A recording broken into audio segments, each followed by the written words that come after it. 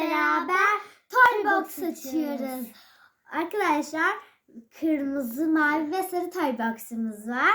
Şimdi taş kağıt makasla belirlemek istiyorum. Herece. Taş kağıt makas. Ay sen hangi renkli? Sarı. Ben de kırmızı. O zaman arkadaşlar maviyi de beraber açalım. Arkadaşlar ses çıkıyor inşallah çıkıyor. Hadi başlayalım. Hadi aç bakalım kırmızı. Ben. Sen de aç istersen Ece. Yok. Ben daha öyle. İçinden sarı Arkadaşlar çıktı. uzun zamandır toy box. İçinden sarı çıktı. Sakız çıkıyor zamanki gibi. Evet. Sakız zillenmiyor. Evet. Senin şurada dursun. Arkadaşlar kalbim. Arkadaşlar kalbimiz kıskıt atıyor şu anda. Neden yırtma değil. Açamıyorum.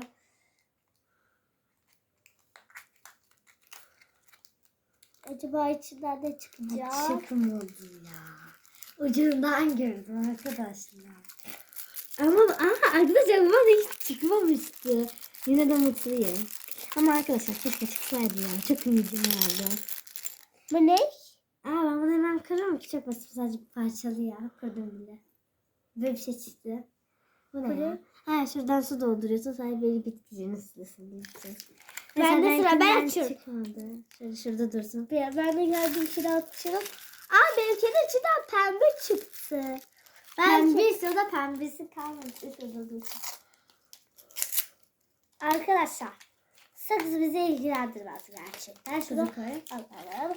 Ay Ecin inşallah senden çıkar. Çıkmadı. Aynısı çıktı arkadaşlar. Ya böyle bir şans olamaz ya. Evet ya.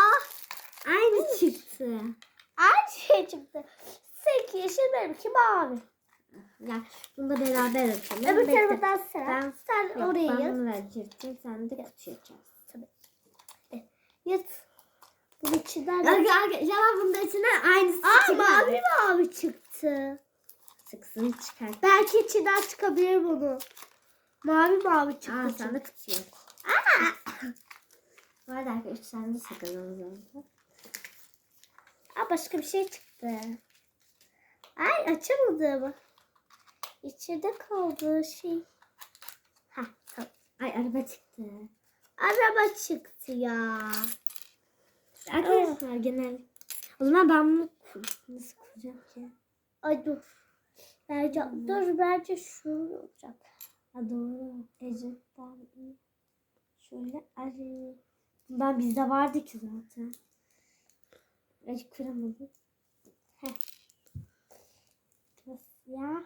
Kuramıyorum. Dur ben yapayım. Dur. Dur bekle sen bir bırak sen bir bırak. Bak şöyle bir parça daha çıktı evimde. Şöyle. Dur. İlk önce altına bir şeyleri biliyorum. koy. Şöyle. Şimdi bunu da üstüne kapatacağız ama nasıl kapatacağız? Şöyle mi? Şöyle. Şöyle olacak. Dur şöyle. Bak sen şöyle. Yaptım. Evet arkadaşlar bundan şöyle bir şey çıkıyor. Dur. Bir şey çıktı içinden. Şöyle. Arkadaşlar şimdi size tanıtıyorum. Şöyle de 2 tane aynısı çıktı. Ve bir tane de bu çıktı. Arkadaşlar çok Kanalımıza- mutsuzum şu anda. Evet.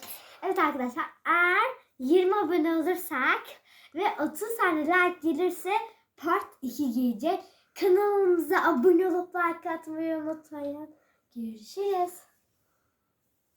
Bye bye. Bye.